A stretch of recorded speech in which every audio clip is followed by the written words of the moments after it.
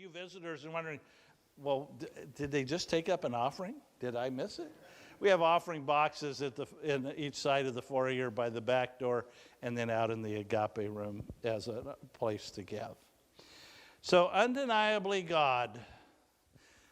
Scott Bradley, we've been sharing as partners with them for a number of years. They're one of our church-supported missions, and we have had the opportunity to be up there a number of times working with them.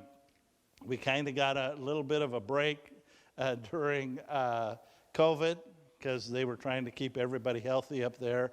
But every time I go and I get an opportunity to share with one of the folks that are there that are in that healing process, God just gets a hold of my heart and says, these guys are making a difference. They're restoring what the locusts have eaten. They're taking lives that the world has said, we don't want you. And they're saying, God wants you. And this is where you're going to find him. Scott, come on up and share with us what's on your heart. Thank you. Good morning, church. I was accused in the first service that they couldn't always hear me. That's the first in my lifetime. And, I messed up my little deal here. My daughter is here with me, and I'll introduce her later, but she's forever a Bradley. We did give her away, but now she's a Bradley Miller. So it's Shay Bradley Miller. And when I was asked to come, I asked Ben, what do you have in your heart? What do you want me to share? Anything in particular? And he asked Shay and I to share three things. He said, I want to know what's on your heart. I want you to share the word. And I want you to share what's going on with Five Rock Ranch. So they said, man, we can do that. So I want to share, first of all, what's on my heart. And it's kind of sobering, what's on my heart. It's what we're passionate about. It's not just because I'm with Five Rock Ranch or I'm here representing Five Rock Ranch. My wife and I got to start Five Rock Ranch. We founded it, we're in our 17th year. It's kind of crazy. It's been just something that's been with me all my life, and that's fatherlessness. I have more time today, so I don't know when time is supposed to end. Ben said there is no time limit, and that's scary. That's scary when you put me up here with that. My dad was my very best friend, and he was my hero. My dad was a Los Angeles fireman. He ran the big boat in Long Beach, California. And back then, I got to go with my dad to the fire station. I had my own bed. I slid down the pole. And my job was to turn off the coffee pots and to take care of the dog when they got the runs. You know what I mean by the runs, right? They went on a run. And my dad was everything. He was just my hero. He was a great dad. So when it comes to fatherlessness, I grew up in a middle-class, Lakewood, California, if you know where that is, near Long Beach, California. Middle-class, beautiful neighborhood, looked just like a lot of Albany. But on my block, 23 of us, and there was only 3 of us that weren't drug addicts. That was during the Jimi Hendrix days, and a lot of guys died. I remember my dad trying to save the neighbor who, at the time, they were called Reds, and he popped 100 Reds, and my dad was trying to save him, but he died.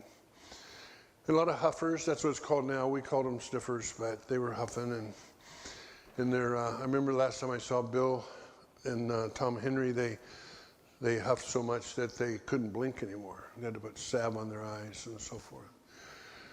So a lot of dads were leaving at the time. And so there was a lot of my buddies that just lost their dad, and I couldn't imagine that.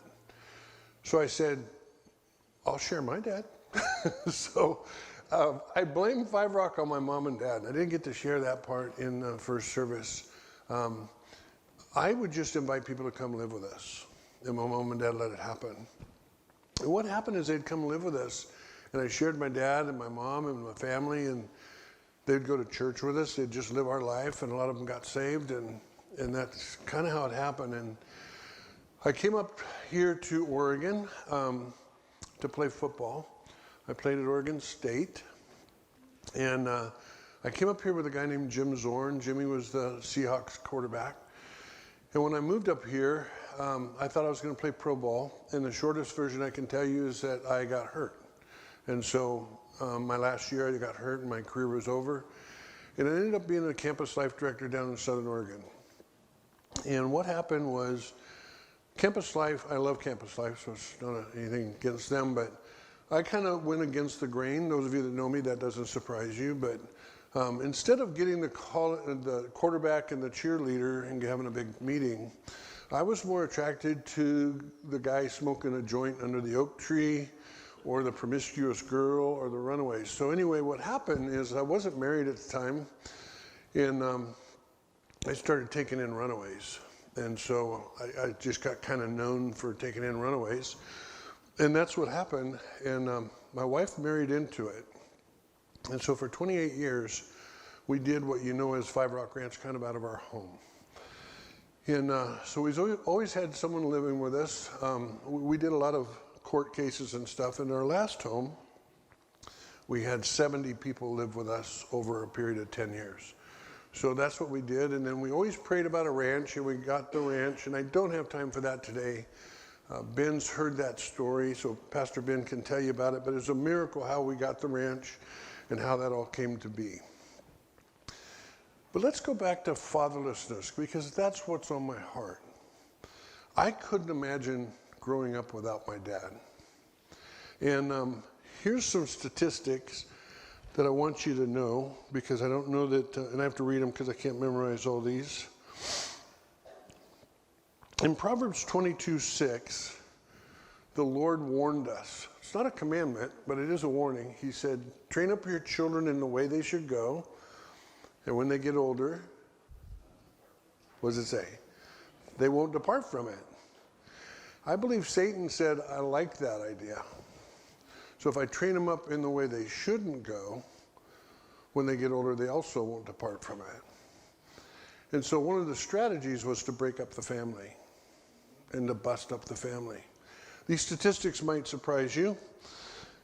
And the first one I want to share with you is 90% of all homeless and runaway children come from a fatherless home.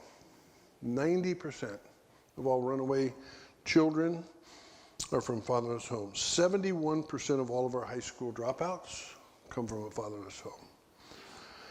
This one amazes me. 75% of all adolescent patients, all teenage patients that are in a rehab, 75% of them come from a fatherless home. These are near and dear to my heart. I cry sometimes because my daughter's here.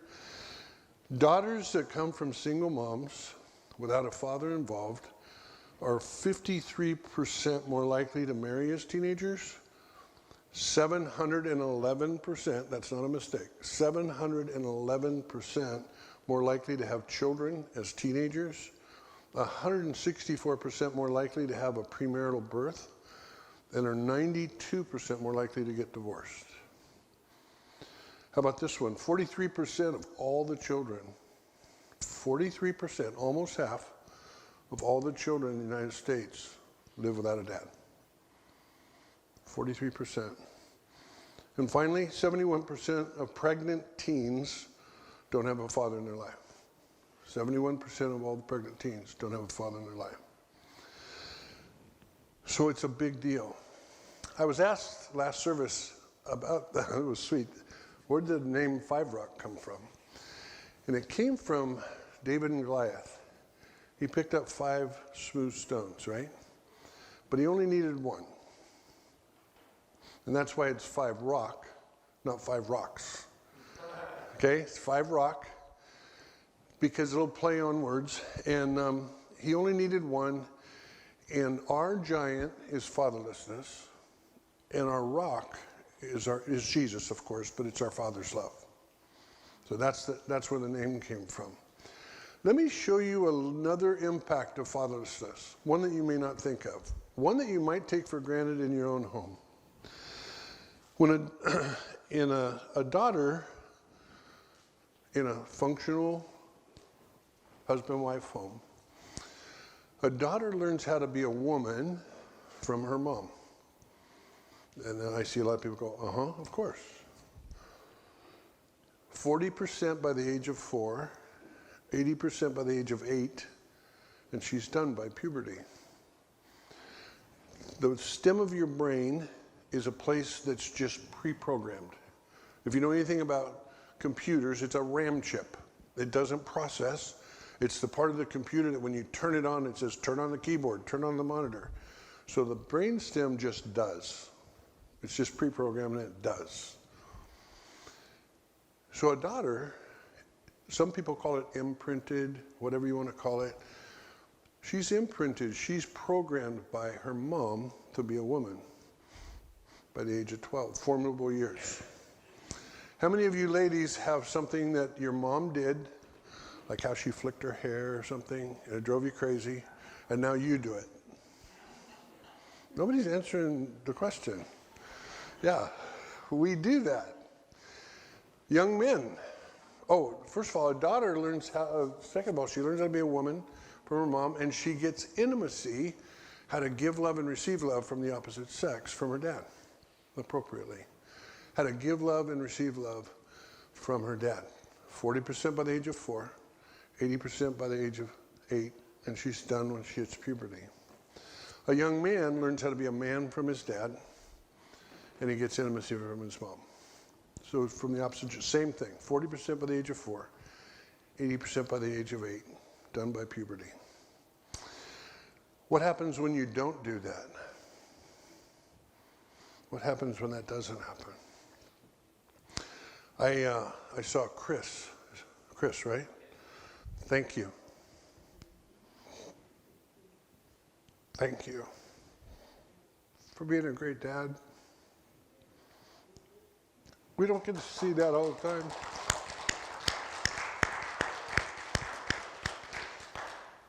This little girl came up the first service, and to have that kind of security, And then the son comes up, and I'm sure there's other great dads in here, but I got to see Chris, and that's the fruit. I just got to see the fruit on the tree, and we don't get to see that very much. We don't. We see kind of the opposite. We see girls looking for love in all the wrong places because they didn't have that. Hazel, right? Yeah, Hazel knows she's loved. She knows she's loved. She knows how to receive love. She knows how to give love. And there's a security there. What does this have to do with the word I want to bring you today? The word is this: how you view God will dictate your walk with God. How you view God the Father will dictate your walk with God the Father.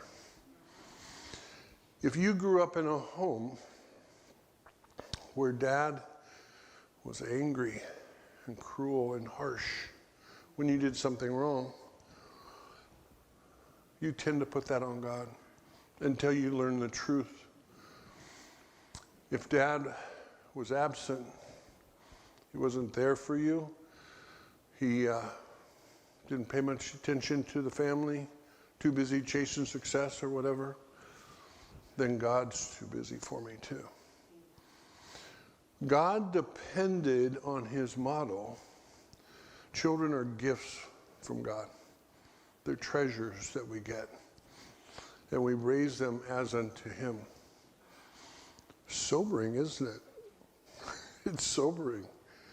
Parenting is an incredible, godly form of worship. I say that because it's obedience. And what's the highest form of obedience? The Lord says obedience is the highest form of worship. So we get a lot of people that come to the ranch And we have to renew their mind on how God really is. How does God really love? I had another teaching I wanted to do today, but the Lord impressed on me to change at the last minute. So I want to bring how to view God to you. And I believe with all my heart, I've prayed that the Lord's prepared your heart. How do you view God? How do you view God the Father? Yeah, he's awesome.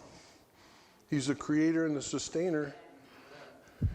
He's holy. He's high and lifted up. But he says, the kind of relationship I want to have with you as a child and a father. Pastor Ben mentioned it last service, like he wants us to cry out, Abba. If you go to Israel, that's what everybody, they're running around the house, Abba, Abba, because that's what they say, Daddy, And yeah, we have the reverence of the Lord. We have the magnificence of the Lord. But what about that relationship he wants with us, that he dictates with us? It says, I want to be your father, and you're my child. So I want to tell you the story of the prodigal son. How many of you heard the prodigal son? A lot of people, more than the first service. Here's an interesting note about the prodigal son, and I believe that I'm going to be able to bring you something today that you didn't know about the prodigal son. That's my hope. A bunch of scholars got together years ago, a couple decades ago, and they voted on the #1 short story ever written. They were secular, it wasn't a Christian group. And they voted The Prodigal Son as being the #1 short story ever written. Now, what makes a short story so good is that you can read it and reread it and reread it and always get something out of it different. Every single time. Sounds a lot like Jesus' parables, doesn't it? So the story that I want to tell you about the prodigal, again for the sake of time, because I want my daughter up here too, is this. You've heard the story before, and if you want to check my story, it's in Luke 15, and I'm going to be talking verses 11 through 24. So I'm going to capture that, and you're going to have Scott Bradley's version. And so here it goes. There's 2 boys, an older son and a younger son, and a father. Dad's obviously has money because he's got servants. The youngest son says, I want what's mine now. In the Jewish culture, that means you're dead to me. You're dead to me. That's what he told his dad in the Hebrew culture was, you're dead to me. Give me what's mine now. I want you to notice what the father does. He gives it to him. Because God is a respecter of wills, right? So he gives it to the prodigal. And the prodigal goes into a foreign country and he squanders it. The word prodigal, by the way, is just lavish waste. Wasteful. Completely, extravagantly wasteful is what the meaning of prodigal means. And he goes out and he squanders his entire inheritance. We know it's all of it because of where he ends up. On drugs, alcohol, and sex. Or their version of that back then. He squanders it. It's completely gone. And he ends up getting a job at a pig farm. Anybody know that Jewish people don't eat pork? He's at a pig farm. There's a symbol in the story there. And he's eating, because there's a famine, so he gets that job, and he's eating what the pigs are eating. That means he's lower than low. He's at the lowest point is the illustration there. That's the type of that story. He is a Jewish boy in a pig farm eating what pigs eat. And he comes to his senses, the Bible says. The Bible says he actually comes back into his right mind, is what that means. He just literally comes back into his right mind. And we call it an aha moment. And at the ranch, we stole this from Kyle Eidelman. An aha moment is AHA, right? Aha. It stands for awareness, honesty, and action. So he has this awareness, like, my plan did not work. And I'm honest about it. And what's his honesty and his action is, I'm going to go get a job with my dad and go to work for my dad. And what happens on his journey back, and I'm going through this fast because I want to focus on the father. He goes back to his father. And twice, if you read the text, twice he says, I don't deserve to be your son anymore. I've hit the lowest of lows. I went too far. I went too far. Maybe you can relate. Maybe you've had that in your life, or maybe you've had it in family members, whatever. I went too far.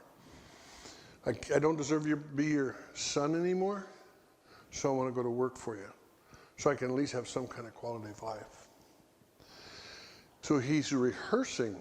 If you read this text, he's rehearsing. Now comes Father. This is what you look at. While he's afar off, the Father runs to him. The Father runs to him. This is what you need to know. In the Jewish culture, that was undignified. A grown man would never have run. He would have had to lift his robe, expose himself a little bit, not in a bad way, but it was undignified. But while he's afar off, he lifts up his robe and he runs to him. And then what's the first thing he does? He hugs him and kisses him. I'm going to tell you that wasn't just affection. It was affection, but it was protection. I believe he ran and wrapped his son up because the rule said a rebellious son was to be stoned to death. And the dad is saying, not my son. You'll have to go through me. Then what does he do? He gets the finest robe. What does the robe symbolize? In the Hebrew culture, everybody's robe was a sign of their heritage and their family. They had their own colors, they had their own weaves, and what tribe they were from. The tassels all have something to say. You know from the story how big the sleeves are mattered on your wealth. So the Father gives him back his identity. Protection, affection, identity. What's the next thing he gives him? The ring. Anybody want to know what that stands for? There was a signet ring. That was a signature ring. Gave him back his authority. This guy said, you're dead to me. Give me what's mine. And he's lost everything. The fathers ran out to meet him. He's rehearsing. I don't deserve to be your son anymore. Maybe I can get a job. And he gives him protection, affection, identity, and authority. Then the next thing he gets is what?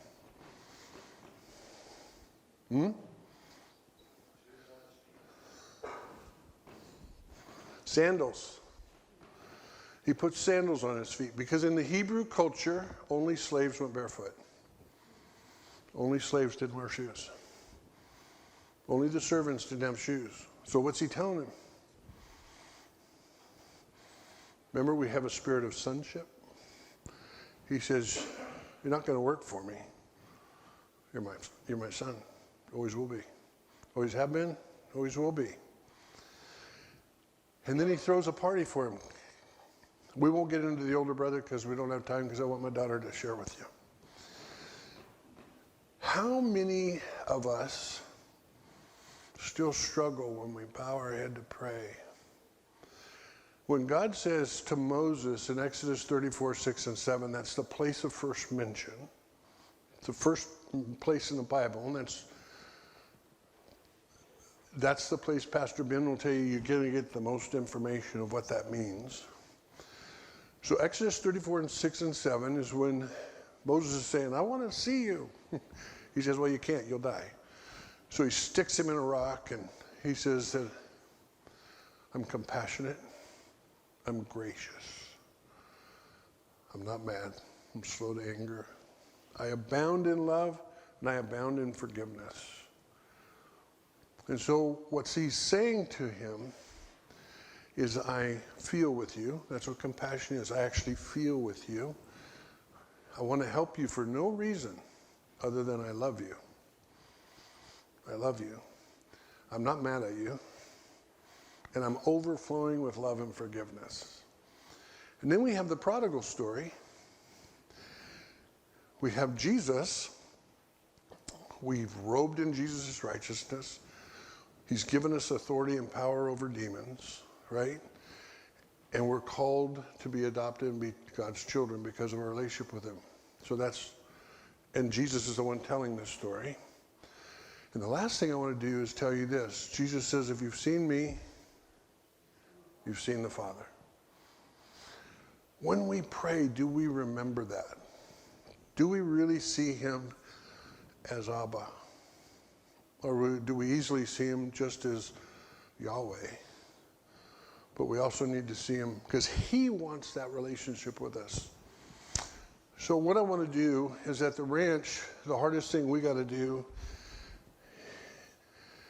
is help people move into that, because they came up without a dad, abused by dad. I'll just say this because we got young ones in the room. We deal with pedophilia. We deal with the worst of the worst. Five Rock Ranch, we get what technically would be the worst of the worst. So when we want to start talking about God the Father and how beautiful he is in his love and Jesus, it's hard for them to, because how you view God dictates your walk with God. And I just believe that you needed to hear that. That's something we live every single day. And so next I want to just I've asked my daughter to share, what has God done in your life, and what is God now doing through your life? I think it'll surprise you a little bit. So Shay, you want to come on up? Her name is Shay, but I call her Shay.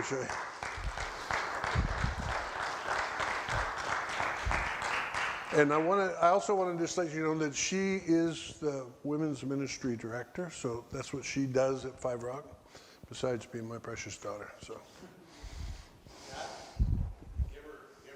Oh, that poor guy had to hear me sing the whole time. I think you probably turned it off. I hope so. Well, good morning. As my dad said, my name is Shay. I'm the women's ministry director at Five Rock. Is that better? Okay. I'm the women's ministry director at Five Rock Ranch, and I want to share with you, we use this saying a lot, undeniably God. We believe that is what the ranch is, and everybody who comes to the ranch has an undeniably God story, and so I'm going to share mine with you this morning. I grew up in an alcoholic home as a middle child. My father was a pretty bad alcoholic. My mom spent most of her time trying to manage him and keep the white picket fence so nobody else knew what was going on in our household. And I loved my dad. I was a daddy's girl. I could never understand why alcoholism was a problem because he was great to me, but he wasn't to everybody else. And so I had my dad on this pedestal. And at 8 years old, my parents separated. At 12, they were divorced, and my mom packed us up overnight and moved us to Oregon away from my dad, and I was devastated. My whole world was crumbling, and I had decided in that moment that I was going to get my mom back, and I was rebellious. I was defiant. I found any way and every way to get or cope with my feelings, but in my mind thinking I was going to get back at my mom for taking my dad away. So at 12 years old, I started doing drugs. I was promiscuous, doing anything and everything I could to deal with the pain. My freshman year of high school, I had a really traumatic experience, and things just kept happening time after time. I'd had 3 abortions. By my senior year in high school, I had my daughter, who is now almost 23, my senior year of high school. And as soon as she was born, I had some pretty massive back issues, and I was put on OxyContin by my physician. And I remembered the first time I took that, and I thought felt amazing. I was superwoman. I could go to college full time. I could be a single mom and raise a brand new baby as a teenager, and everything was fine. That lasted for a very short period of time until you have to keep taking more and more and more. By the probably 3rd year in, I was going to 5 different doctors. I was also working in the medical field, and I was writing my own prescriptions and stealing drugs from work as well. So this continued on. My dad died in 2005, and again, my world just crumbled. And my daughter was about 5 years old at that time, and I went on a really bad spiral. That started IV drug use, heroin, fentanyl, and I ended up losing my daughter. And she lived with her dad, and life, as you can imagine, just kept getting worse and worse and worse. In 2015, things started finally catching up with me, and I got in legal trouble for the first time. And at that point, I'd already lost my daughter. I really didn't feel like I had anything to live for. I'd become suicidal. I'd attempted suicide several times. And I felt like there was nothing. So between 2015 and 2017, I was continually in and out of jail, pursued. My house had been raided 2 times. Every police officer in our county knew me. Every judge knew me. It was not fun. So in 2017, I had gone to jail for the last time. It was actually like in 4 days from now, 6 years ago. And the judge had told me, this is it. Like, you're going to prison, or you're going to go to Five Rock Ranch. And they'd been telling me for a year prior to that, go to Five Rock, go to Five Rock. And I was like, I'm not going to Jesus camp. I have problems like selling myself for drugs, and I'm a liar and a thief and a criminal and all these things. I don't need Jesus. And my cellmate at that time had led me to the Lord, and she made me promise, when you leave, when they let you out of here, just call Five Rock Ranch. If you don't like what they have to say, hang up the phone. Like, they're not going to come look for you. It's at least check it out. So I called, and Christy, who I'll explain later in the story, answered the phone, and she said, great, I'll come pick you up right now. Where are you at? And I remember laughing and kind of freaking out, because I was like, wait a second, the judge told me I had 7 days. I had 7 days. I had to make a decision in 7 days. What am I doing? Give me a little bit more time. But I knew in the back of my head, if I didn't get help right then, I never would have. And so she picked me up, and I remembered the first conversation and her thinking like, yeah, I don't think the ranch is the right place for you. I think you're a little bit too much for us, but we'll help you find a place to go. I'm like, great, okay. I didn't want to come to Jesus camp anyway.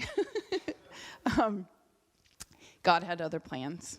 We could never find another place or another treatment program or, anywhere for me to go. And I stayed at Five Rock, and my life changed really quickly. God got a hold of me very quickly. Part of my story is I'd never been introduced to God before that jail cell and my cellmate leading me to the Lord. Never once had anybody in my entire life talk to me about Jesus. I had no idea, other than the stereotypical thoughts of when you're an outcast, of what Christians are or how they could be.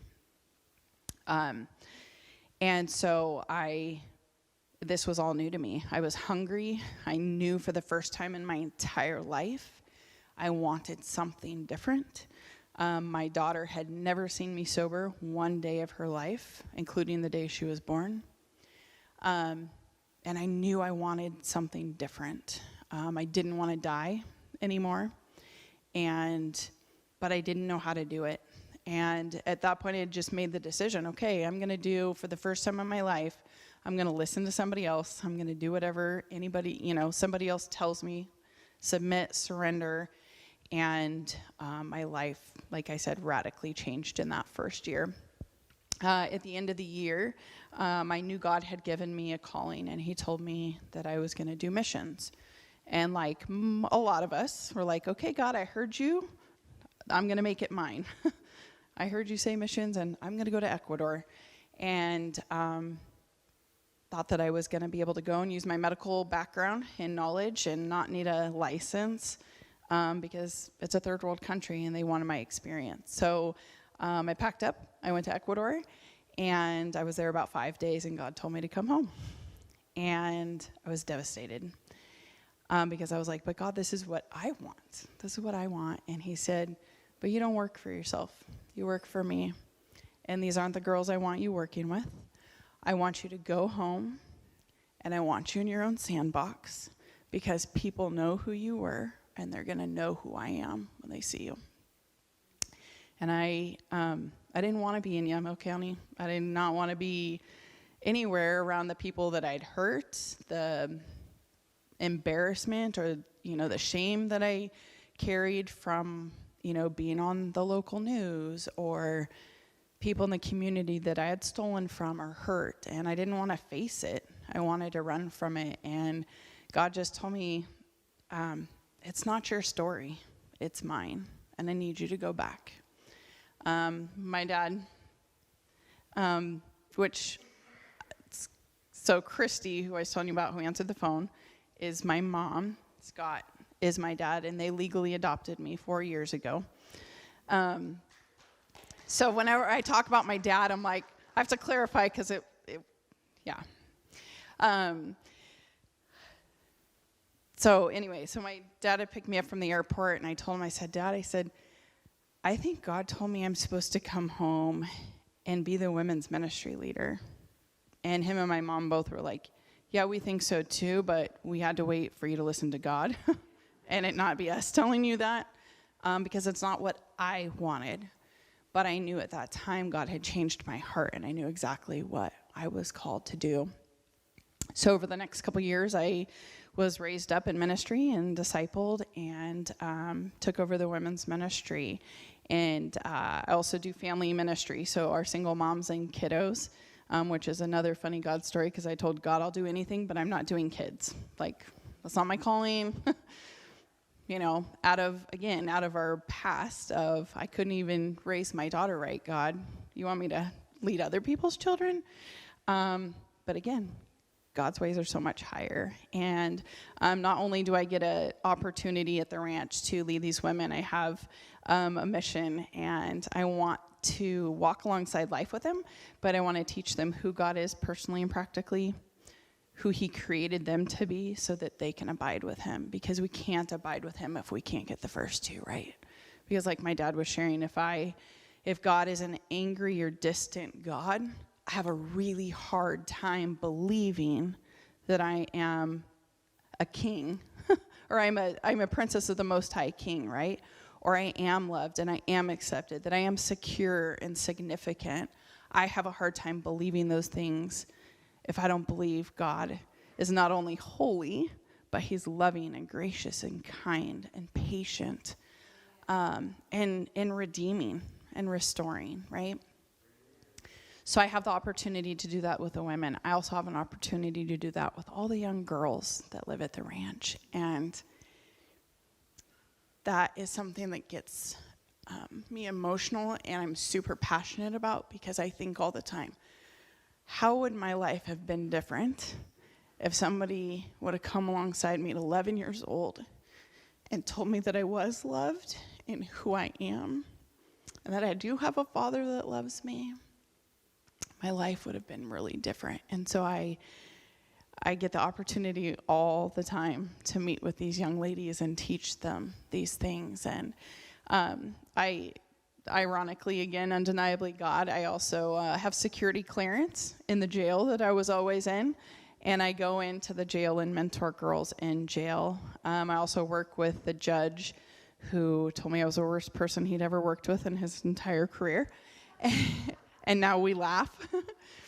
But again, in the community that I was destroying and selling drugs and destructive, God has redeemed all of that and used it for his good. I was talking to a gal in the bathroom after first service, and just about the joy that comes from that. There's nothing else I would rather do than work for God and allow him to use all of my trash for his glory and for his story. And so that's what Five Rock does.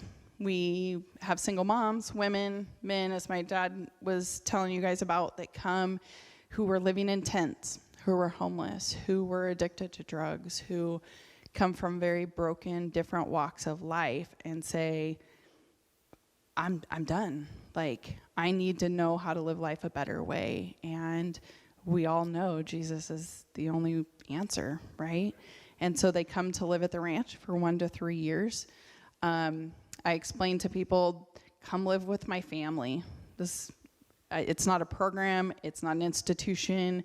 It's a place. It's God's house. And you come and you live.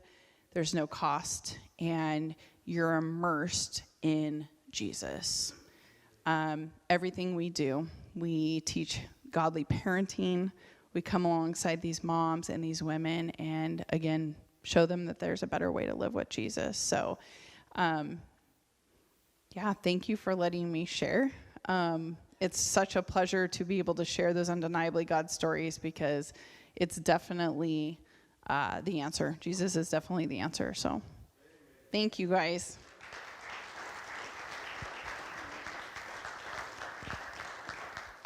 So I don't know why this came to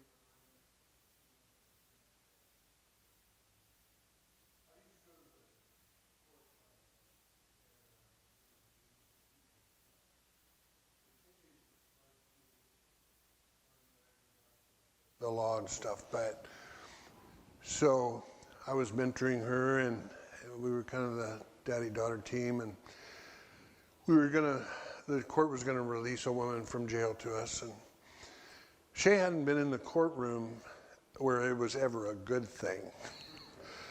At this point in time, it was never a good thing. So every time in the courtroom for her was a bad deal. She was either getting arrested or going to jail. And we were supposed to meet, and I said, hey, guess what? You're going to go alone. And I surprised her on purpose because I knew I would have got an argument. So I said, no, you need to go, and you'll be all right. She's like, Daddy, I don't know. I said, you'll be all right. They're going to not let anybody go. Oh, it's off. So she went to the jail, and I love this story. She went to the jail, and she's waiting for the woman that we're going to get released, that's going to get released to her line. You know, she's in the orange suit and cuffs and everything. And Shay-Shay's in the group there, and one of the guards comes up to her and pulls it up, and she has tats, you know, and he pulls her sleeve up to look at her tattoos. And he says, what are you doing here? You think they're going to release somebody to you? They're going to release somebody to you? She goes, I know, crazy, right? So she tells her story to the guard. The guard says, well, the courtroom staff needs to know this. So they took a break and they go into the judge's chambers, and she shares her Jesus story. And the judge goes, well, the rest of the judges need to know. We all thought you died. We didn't know where you went or what happened to you. You just weren't in jail anymore. So then they have a once-a-month meeting with all the judges and all their assistants and everything, and she's invited to share her Jesus story with all of them. Amen. So the person there who was the lady, Karen? Mm-hmm. So Karen's there, and she's in charge of the jail. And she's like, we need you to come to the jail. Because we got a lot of Shays in there. And we need you to come to jail. But she can't go to the jail because she has felonies. Because of her paper, right? So remember the judge who says you're the worst one ever in my courtroom? He waived all the papers so she could be clearance to go to jail. I have one misdemeanor charge. That's it. And so you can pray about this. When the timing's right, we're going to have an official outreach of Five Rock. Will be the jail. And it's her and I, and it's going to be called 15:4. And it's after Luke 15:4, where he leaves the 99 for the one, because she was the one. And she wants to be a part of that. So isn't that cool?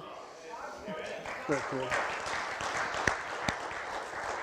Oh, and I have to share something else with the whole kid thing, because I was thinking as I was standing up here, because there's been many times where I'm like, God, I'm not going to do that. And then he surprises me. But the whole, I don't want to do kids. So I got married last summer, and I have 4 daughters now from 8 to 23. And I'm like, oh, the Lord's like, I'm going to let you parent again. So. And I keep telling her as her dad, stop saying I won't. And it'll be fine. So the last thing I'll leave you with is just, first of all, just thank you for your time. Thank you for the support. Volunteer, come and visit us. We're an open book. We love you to just meet the families and meet the people, so forth. We're not a program. A lot of people say, oh, Five Rock, that's a great program, and I get it, but we really aren't. We're really a mission. We're just a mission. We're a place where people say, I've tried everything. I've been through rehab 17 times. The guy's name is Jeff. Jeff jumped off the Markham Bridge, and he came back to Five Rock. He lived, by the way. He dislocated his toe. He was so drunk, he just dislocated his toe. I've been through rehab 17 times, or I've been to jail 23 times, or I've been to prison, or I don't know what else to do. I think I want to try Jesus. So we get people that are prodigals, but we get some people that, like Shay, my own daughter, said, I don't even know what Jesus is all about. And so they come there because it's a safe place to discover who he is and why he came, and the gift of salvation. So that's really what we're about. We want you to know that. And just say thank you. God bless you guys.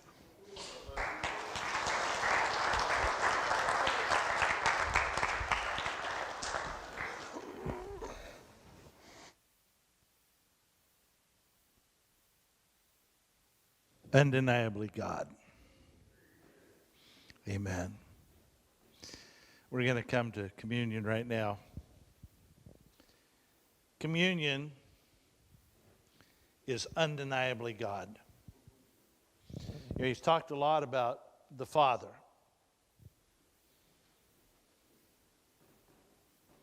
If I was going to create a way to save the world, if I was going to create a way to pay for your sins and my sins, I would not choose my son to pay that price. I may say, I'll do it, but I wouldn't choose my son. But that's exactly what God did. The Father looked at the Son and he said, Son, I need you to go away for 33 years. I need you to go because I need you to save these people. And then he said, but son, you're not just going to go away and then come home like the prodigal did. He said, you're going to have to die for those sins, because that's the only way sin can be dealt with. And son, it's not going to be an easy death. It is going to be the cruelest death that was known on earth at the day and time that it took place. And yet he did that undeniably God. The Father looked down and said, this is how much I love you. And you know, there might be some people sitting in here today, and Scott talked about it. Your heavenly Father, or your earthly father, was not somebody that you could look up to and you could adore and you could sit in his lap and know that you were safe and you were loved. And yet your heavenly Father is exactly that. Your heavenly Father, you can call him Abba. You can call him Daddy. And you can come to him when you have a skinned knee or a broken heart and crawl up in his lap and know that you're perfectly safe with the Heavenly Father, because he loved you so much that he gave his only Son to die for you.